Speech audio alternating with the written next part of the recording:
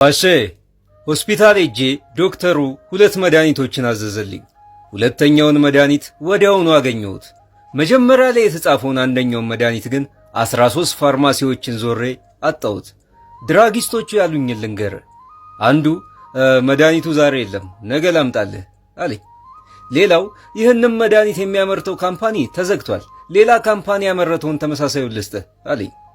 ሌላው ደግሞ ይህንን መድኃኒት ብዙ ሰው ይፈልገዋል፣ አሁን ከተማ ውስጥ አይገኝም፣ በብላክ ላምጣልህ ብሎ አስደነገጠኝ።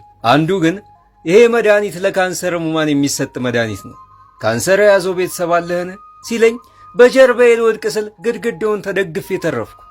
በመጨረሻም ያዘዘልኝ ዶክተር ጋር ሄጄ መጀመሪያ ላይ የጻፍከውን መድኃኒት ፈልጌ ያጣሁት ስለው ወረቀቱን ተቀበለኝና እንዲህ አለኝ፣ አቶ ተስፋዬ ይሄ እኮ የመድኃኒት ስም አይደለም፣ ስክሪፕቱ አዲስ ስለሆነ እንዲጽፍልኝ የሞካከርኩበት ነው ብሎ ወረቀቱን ቀዶ ጣለው። ባሼ ባልተጻፈ ሕግ ሰው በሚሞትበት አገር በተጻፈ ወረቀት ብሞት እንዳይደንቅህ።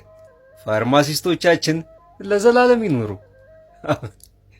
ጸሐፊ ተስፋዬ ለማርያም፣ ተራኪ ኪዳ የገጠር ልጅ ቅዱስ። ሰላማችሁ ይብዛ።